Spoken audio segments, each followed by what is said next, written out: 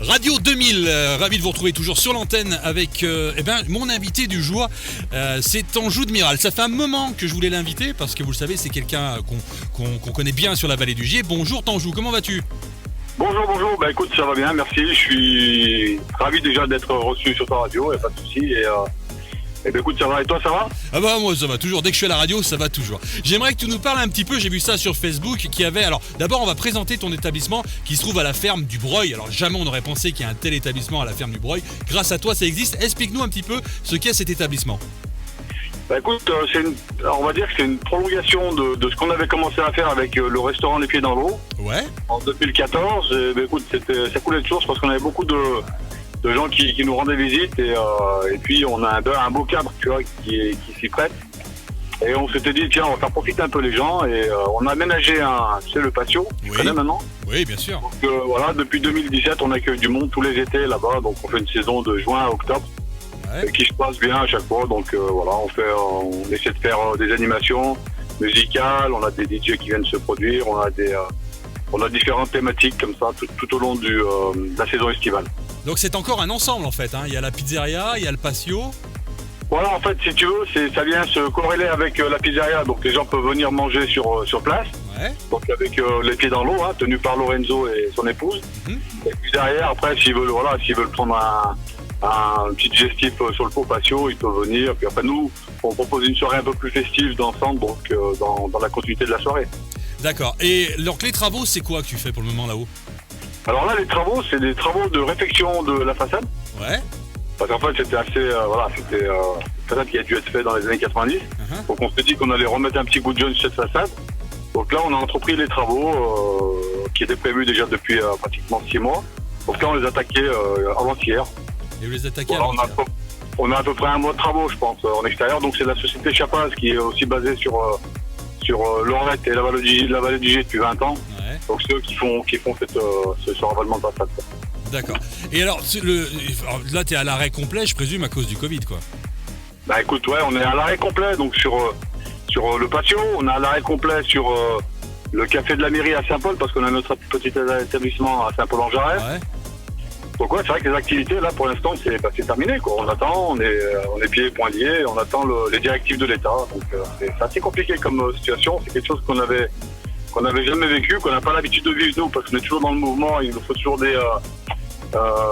il faut toujours qu'on soit dans le mouvement, il faut toujours qu'on soit dans l'investissement et tout. Et là, c'est vrai que ça fait à peu près 8 mois qu'on est à l'arrêt et on n'a pas de date de sortie de crise. Donc c'est un peu compliqué pour nous. C'est compliqué. Et hier, tu sais, j'avais le directeur du zoo de Saint-Martin-la-Plaine qui m'expliquait que lui, il trouve complètement aberrant que les centres commerciaux soient pleins et que vous, même toi, sur tout le patio qui est en extérieur, finalement, vous ne puissiez pas ouvrir. C'est complètement aberrant, cette histoire. Alors, si tu veux, pour moi, à mon sens, il y a deux aspects vraiment qui sont à prendre en compte. Il y a l'aspect économique, qui est un désastre en fait pour tout notre secteur et tous les secteurs périphériques. Je pense aux maraîchers, je pense aux distributeurs de boissons, tout un écosystème autour qui est en train de s'effondrer, donc on ne voit pas en fait, qu'on n'entend pas. Et il y a l'aspect psychologique parce que moi j'ai beaucoup de confrères qui sont en train de déprimer. Mm-hmm. Comme tu dis, le souci c'est qu'on a des rames de métro qui sont bondées. Exactement. On a des centres commerciaux qui sont bondés. Et à côté de ça, on peut pas mettre 30 personnes dans un restaurant avec tout le protocole que nous on sait mettre en place. Je pense que je suis pas seul. Je pense qu'il y a beaucoup de gens qui n'arrivent pas à comprendre cette différence qu'il y a, ce 2 poids 2 mesures. Et ça vraiment, ça joue sur le moral. Et ça représente une perte énorme pour toi, je présume. Bah écoute, ça représente une perte énorme parce qu'on a une année complète de chiffre d'affaires qu'on n'aura pas fait. Bah oui, forcément. Et plus parce qu'en fait, on a des aides. On va pas faire. Voilà, je vais pas cracher dans la soupe. Je vais pas dire. On n'est pas les plus malheureux parce que moi, j'ai des gens qui sont à l'étranger, qui ont des affaires et tout, qui sont fermés et ils n'ont pas d'aide. Mm-hmm. Très honnêtement, il y a certains pays, je ne vais pas citer les noms, je n'ai pas envie de blesser les gens, mais il n'y a pas d'aide. Donc on a quand même la chance d'avoir un gouvernement, un pays qui est assez solide de ce côté-là. Le souci, c'est qu'on a quand même des charges qui s'accumulent, on a des congés payés qui s'accumulent, on a certaines choses qui ne sont pas prises en compte. Donc ça risque d'être compliqué. Je pense qu'à l'issue de cette crise, on va se retrouver en face d'un mur de dette qui va être assez conséquent. C'est vrai que moi, on en parle des fois en famille. C'est des repas que tu as en famille maintenant, ça. Et tu te demandes, on se dit que nous, déjà, ça va être compliqué, mais je pense que nos enfants, ça va être encore plus compliqué derrière. Mais bon. Toujours est-il que, donc, heureusement, toi, tu as de quoi t'occuper à côté, puisque tu as monté un court-métrage, j'ai vu ça il y a quelques temps. Oui, on était. Bah écoute, ça faisait un moment que j'avais ce projet en tête. J'avais écrit déjà le scénario et puis j'avais jamais le temps, tu sais, avec tout ce qu'on fait et tout, on n'a jamais vraiment le temps. Et là, je me suis dit, tiens, on va essayer de profiter de ce temps mort, en fait, pour réaliser ce court-métrage. Donc, c'est un court-métrage que je réalise on va dire en complicité, en association avec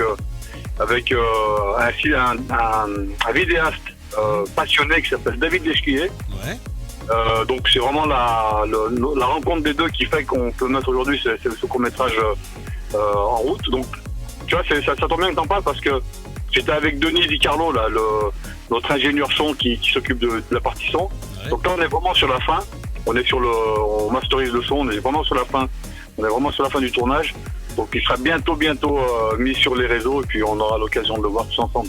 Alors combien de temps il dure ce court-métrage ? Alors au départ, on était parti sur un format 6 minutes, 6-7 minutes. Et on s'est retrouvé avec 23 minutes. Et, et le synopsis, c'est quoi le synopsis ? Tu peux nous le dire ou c'est une surprise ? Alors le synopsis, moi j'aime bien, tu sais, l'univers Marshall, l'univers un peu comme ça des voyous, des bandits. J'ai vu les photos, ça renvoie du steak. Voilà, donc en fait, ça parle de ça. C'est un univers qui est assez sombre. C'est un polar policier qui tourne autour du jeu, autour de tout ça.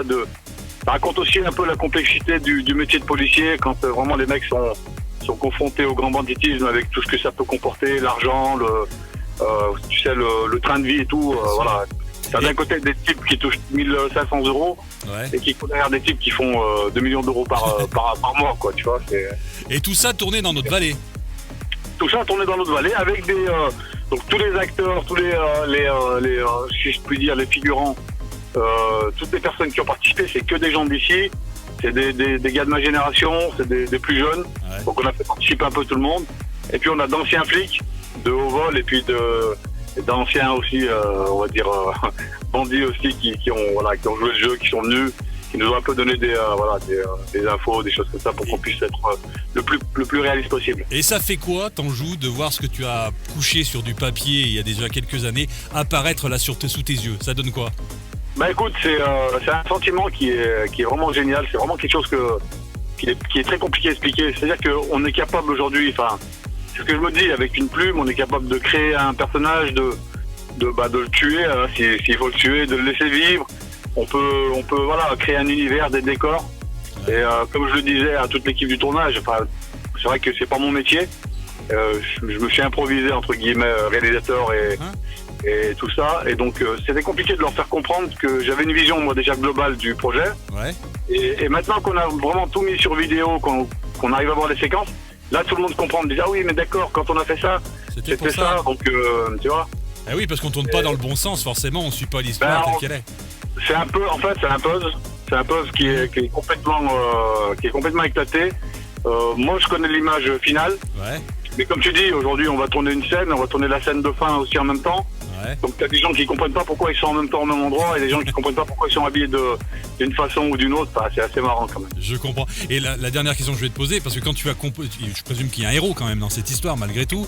Alors il y a un héros, Est-ce que ça t'a fait drôle en fait de faire justement le casting est-ce que tu as essayé de te rapprocher de la vision que tu avais quand tu as écrit ton texte ? Alors comment c'est passé en fait ? Quand j'écrivais un personnage, je l'avais déjà en tête. Je savais à qui j'avais donné le rôle. Ah, tu savais déjà, d'accord. Donc en fait, j'écrivais même par rapport à la personne. Je me disais tiens, il va se tenir comme ça, il va plutôt se déplacer comme ça, il va plutôt avoir cette voilà. C'est vraiment quand t'écris, en fait, en plus comme nous, c'est que des gens qu'on connaît et qui ont vraiment tout le monde était charmant, tout le monde était gentil, tout le monde s'est prêté au jeu, donc on écrit encore plus, on écrit encore mieux en fait pour les gens, surtout quand on les connaît. Une sortie quand alors à peu près ? Franchement, écoute, je vais pas donner de date parce que à chaque fois que je donne des dates, après je me mets trop de pression. Donc du coup, on est vraiment sur la fin, on est vraiment sur les finitions. On va se dire qu'une sortie fin du mois, ça sera vraiment bien. Ce serait honnête et ce sera un lien téléchargeable, ce sera quelque chose, tout le monde pourra y aller, cliquer et voir ce que tu as fait. Oui, c'est comme ils disent maintenant, c'est open source, tout le monde peut aller, tout le monde peut. On met pas ça sur des formats des formats streaming ou des jeux. Enfin, on peut le mettre sur Facebook, on va le mettre sur YouTube, ça va vraiment être. Nous c'est un plaisir qu'on se fait. Enfin moi c'est un plaisir avec mon ami vidéaste, cinéaste qu'on se fait. Et puis c'est le but du jeu, c'est vraiment pas de se dire on fait des shows. Enfin, on veut pas mettre, comment dire, on s'invente pas des films. Oui. On sait qu'on est des amateurs. Voilà. On a tourné avec des amateurs. Par contre, on a donné le maximum de ce qu'on pouvait faire. Et ça va forcément ressortir à l'écran. C'est obligé. Écoute, voilà, on essaye, tu vois, on espère que ça plaise à tout le monde. En tout cas, je te remercie beaucoup d'avoir répondu à mon appel, Tanjou. C'est moi qui te remercie. Merci d'avoir créé cette radio d'ailleurs. Hein. Merci d'avoir repris cette radio. Je crois que ça fait 30 ans, c'est ça qui s'est Oui, arrêté. ça faisait 30 ans qu'il s'était arrêté et on Bah, est écoute, revenu. c'est un challenge qui est assez élevé. Donc bravo à toi. Merci. Et belle initiative en tout cas. Merci. Eh ben, tu sais, on est pareil, on veut faire vivre notre vallée et on continue à la faire vivre, c'est comme ça. Eh ben écoute. À bientôt, Tanjou.